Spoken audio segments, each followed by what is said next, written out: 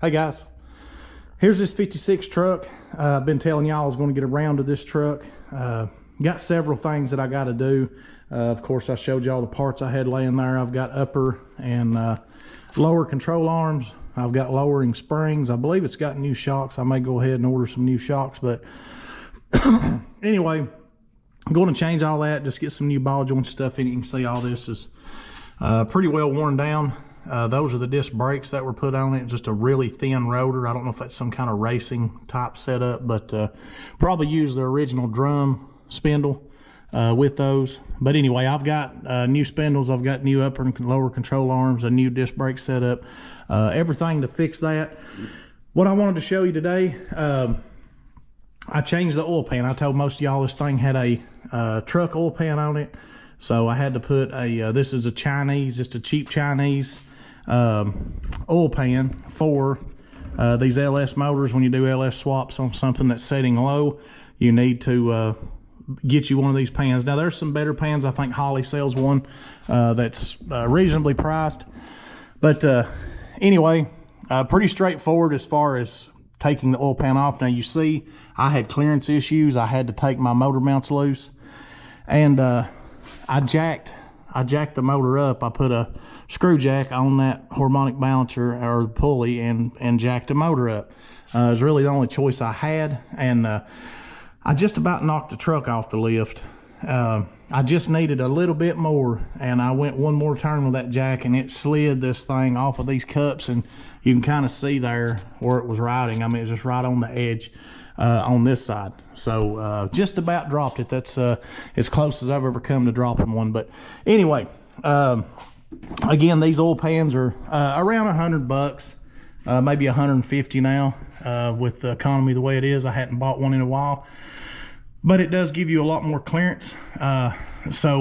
Anyway, point of the video real quick, let me just shut up. So these oil pans will come with a little adapter for your oil filter, okay? So on these older style LS motors, sorry if that light's right in your face, most of y'all probably have a 107A if you're running a Mobil 1 filter.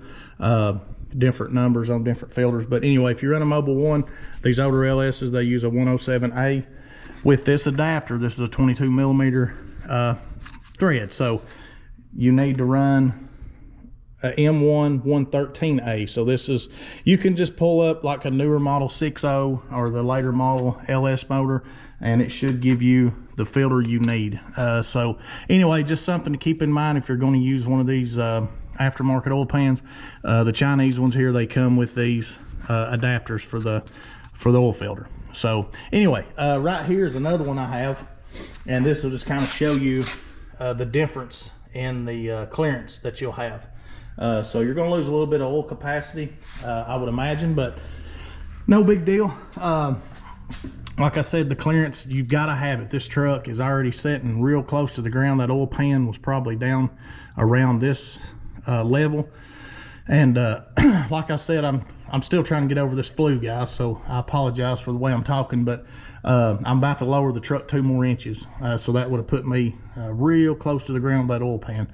If there was anything on the road, I would have caught it. But anyway, all it is some 10 millimeter bolts. You 2 transmission bolts here, pull those out. You've got your oil sending unit. These will come with a new oil sending unit, but this one's already got the adapter for the aftermarket gauge in it, so I just reused it.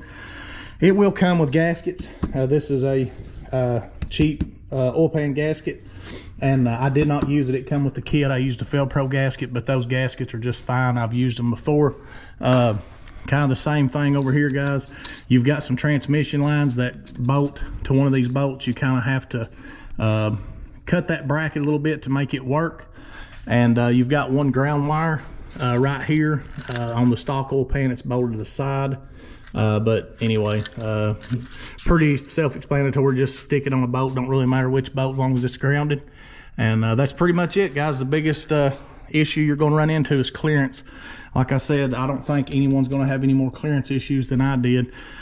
So I got the truck set back on the lift, got it back up in the air, and I just kind of had to reach in here with a 1/4 inch ratchet and take that filler tube loose. So you will change the filler or the pickup tube and the O-ring, while you're in there, you'll have to use a shorter tube, which the kit comes with. So if you have any questions, if you're doing one of these oil pan swaps, let me know. Most of y'all have probably done this, know all about it, but anyway, just for the ones that don't, just wanted to show it to you and let you know that, again, if you use one of these kits, I think the Holley kits even have the same adapter. They use the newer style oil filter. But anyway, I got a few little things to bolt back up here, get my oil filter on, and I'll start the truck, make sure I got good oil pressure, make sure I don't have any leaks, and we'll put a fork in this and move on to the front suspension and brakes. I'll catch you in just a few minutes. All right, guys, I got the battery hooked up. It's full of oil. Kind of sound like maybe somebody was pulling in my driveway there. So anyway, we'll start it and make sure my oil pressure comes up and I don't have any leaks.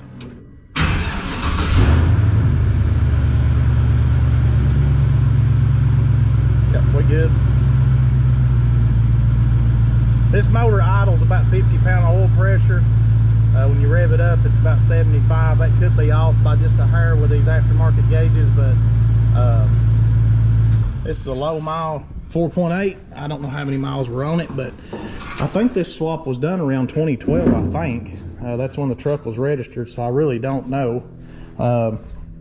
And also, when the swap was done, this stuff like this was kind of unheard of. I mean, I'm sure it was probably out there on the market, but you know, I don't know, people didn't know about it or whatever the case may be, or didn't really think about it. But anyway, so I feel a lot better. That's done. I've got my clearance issue handled.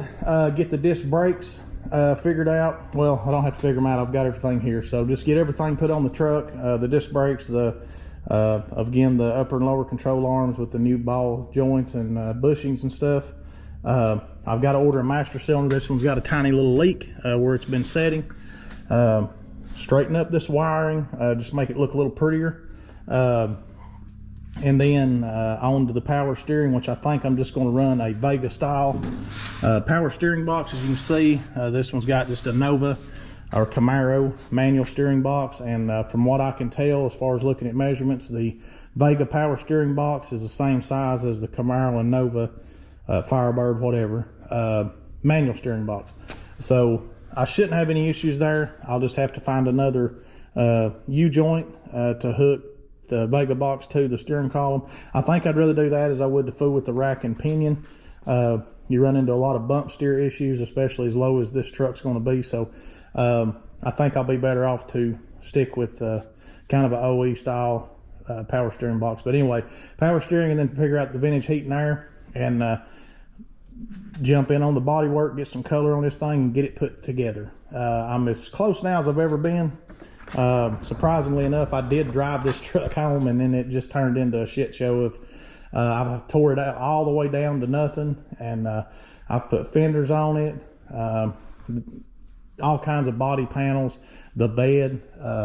I've got the cabin stuff stripped down, put in primer. It was all kind of surface rust. So anyway, I got a lot of body work to do.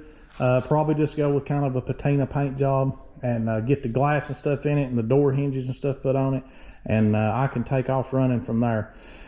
Guys, I'm gonna jump off here, get back in the house. Hopefully I can get started on these disc brakes and this front suspension this coming weekend, and I'll try to video me doing that, and maybe that'll help some of y'all out. If you have any questions on the oil pan, feel free to message me and or comment, and I'll get back to you as quick as I can. As always, I appreciate you watching. We'll catch you in the next one. See you later.